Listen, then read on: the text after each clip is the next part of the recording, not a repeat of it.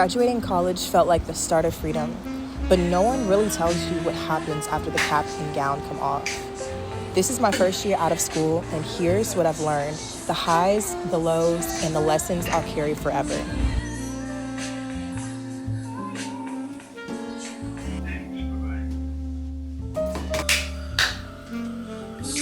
I made this lip scrub, this brown sugar and coconut oil lip scrub.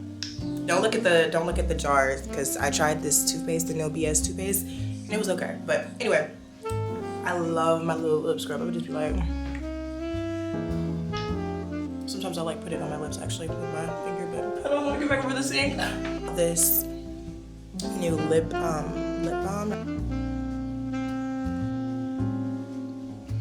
I thought life after college would be very put together, very eloquent, straight building mode, at least in my 20s, then hitting those bigger investments in my 30s.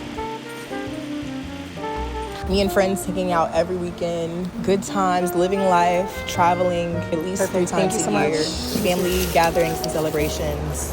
And what surprised me the most was how distant everything got after I graduated. Didn't see my friends like that, of course, but it seemed like I didn't see friends for the first 9 months of me living alone. Family got a little bit more distant as well, although for me they've always been fairly distant. But I thought things would change when I had a going away celebration thrown for me, but things just simmered back into the way they were before. My 9 to 5 is pretty standard. I'm actually happy about the way that turned out in terms of building and growth phase that I'm currently in. With my current 9 to 5, I'm able to work 4 days a week, 10 hours a day. So that alleviates at least being able to have my Fridays free. I hope they like them. And with the amount of internships I had throughout college, I felt prepared and ready to go into my 9 to 5. I felt like I knew what it would be like since I've already had job training the summer previously and previous summers with other companies. So I did feel prepared in corporate life in that aspect. I think unprepared in the sense of people aren't necessarily obligated to be like, happy birthday, Christiana, or it also seems like people are just a bit dull. I wasn't expecting that. I wasn't prepared for people to be duller. It doesn't seem like people are excited to work in corporate, and that's that. In college, I was trying my best, especially coming from a family who did not manage, or who were not the richest, who were not the wealthiest. I tried my best in college to budget, but it seemed like one of the hardest tasks to do in college, at least. So out of college, it became super easy, because it's like, if I don't budget, I'm gonna be broke, and I am not a broke woman, I'm a wealthy woman. Therefore, budgeting did become easier. I did have to start cutting back on certain expenses like shopping or travel in order to meet my needs, match my needs, my wants, and things of that nature for my future. Bills got a little bit more heftier, especially coming out of my own paycheck. And I actually graduated college out of debt, did not have any debt graduating college. But once I got on my own, I acquired debt. So I learned a very hard financial lesson this past year because of that. With my very first adult paycheck, I don't even remember what I did with it. I think it went straight to bills, pretty much. I remember that my job gave me a relocation bonus, and I managed my money so horribly that $5K was gone. Literally by the next month of me moving in, $5K straight out the pocket. So definitely learned some hard financial lessons when I first got on my feet and moved out to Dallas. Yes, my college friendships ended up shifting just a tad bit. I was always the type, I am the type of person who I very much so value my friendships. So I keep the people who mean the most to me close. And I have a bunch of acquaintances. I'm just a small group type of gal. Social life sort of kind of changed. When I first moved out to Dallas, I will admit I was heavily involved in the going out scene. And with that, of course, there's social life there. But from everyone that I've met going out, that has also changed. I haven't gained any friendships doing so, at least nothing worth mentioning, nothing notable or anything that actually is solid, which is expected. I don't expect to be friends with people who go out a lot. which that was me at a time. The question, who am I now? Very big, very prominent in figuring out my identity and just gaining a deeper sense of self. That's been a question that I would ask myself a lot after moving and graduating, because that's like what I'm trying to figure out. Who am I deeply? Not just on the surface, not just when I speak to people or through what I wear, but who am I? What do I like? How do I like to live? Things of that nature. And it was a bit of a struggle to understand that. Am I the type of person who's a shop to you drop type of person? Or do I like going to specific events?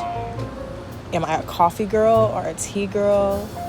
All of that were things that I had to figure out. My sports oriented, do I like going to the gym, or would I rather be a Pilates princess? I think that pushed me into conforming and understanding that I'm very organized. I love to stay organized, not just mentally, but my space. My room has to be clean. I have to make up my bed every single day, which I was doing things like that in college, but not necessarily on a consistent basis. But literally after that, I realized you either are making good habits or you're creating bad habits. There is no in between. So I had to realize routines had to be set in place. I need to start saying affirmations, and I wanted to shift my mindset in order to grow into the woman that I am becoming. So I began to really get firm on creating a morning routine. Something super simple. I don't like to do a whole bunch in the morning. I'm not a coffee drinker. I realize I'm a tea girl. But creating those routines that added elements of who I aim to be in. Okay, yeah. Did I tell you that when I signed up for that real estate course, I joined that real estate community, that the people in the community were saying we don't even drive anymore. Like, we hire drivers because we understand that we spend so much time on the road that now we're gonna just work on the road. So they have a whole van that promotes their business, and they just have a driver that drives them around everywhere. That's the right attitude. If you're doing enough business. Yeah, they got to that point. So hey. But it's not how you start. People see or working out a little bit. It doesn't have to necessarily be in the gym, but I do want to work out, whether that's a walk or 10-15 minutes in the house for strength and mobility. Things of that nature, very important to me. So I started to put things like that in my routines. Also being devotional or having devotional time and giving that back to God. That's very important to me, so I've started to do that as well. I also really did pick up a lot of affirmations. I even made affirmation video that I can play in the morning times and hear myself saying them and repeating them as well while I hear myself say them. It's something about how they connect to different neurological points in the brain, and you're already creating new brain cells every time that you wake up. So doing that, saying those affirmations or hearing those affirmations said by yourself, plus getting visuals along with it, it really does reprogram your mind. I started to do that. Different affirmations. I am deeply loved. I provide value by just being. I'm fearfully and wonderfully made. Those are the type of affirmations that I had in the video. Absolutely love. I absolutely recommend to anybody. Super easy to do on Canva. And then just understanding what mindset I wanted to be in. I think that's actually something I'm still doing now, or I'm conforming. I haven't really thought too deeply in it, but with who I am as a person, I understand that mindset shifts are necessary. So I'm not broke, I'm wealthy. And understanding that in every capacity will help me to get to the point I'm about to get into, if that makes sense. For example, I'm not gonna go to the store and be like, oh no, that's too expensive for me. No, I'm just gonna understand that where I am right now, this does not serve me. Eventually it will serve me if that's something that I desire to have, but right now at this time, it just does not serve me. And looking at it from a different perspective, because I'm not broke. Maybe in college, that's what I felt like I was, but never then I was broke anyway. So just looking at things from a different angle based on who the woman I aspire to be. And I believe God was always there in this entire season. I feel like the reasons I did not gain a lot of wealth in college is because I didn't know how to maintain it. Why is God gonna bless me with something if it's just gonna leave and drain and there's gonna be a hole in my pocket? That makes absolutely no sense to me, to you, or to him, obviously. So understanding how to steward my finances better, creating an actual budget that plans for my lifestyle is what God wants us to do. God wants us to steward our finances or whatever it is that he gives us. That's just an example. But God wants us to steward those things in the best way possible.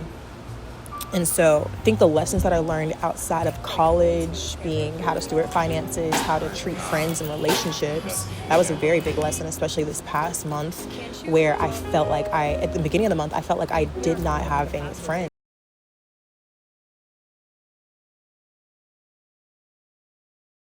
Me and allowed me to have friends. It was just the fact that I needed to see them more clearly. I needed to be able to foster and cultivate those relationships that he had already given me. So recently I was able to, I probably will speak about this a bit deeper in another video, but recently I was able to reconnect with like 3 friends I hadn't seen and really talked to in over 6 years.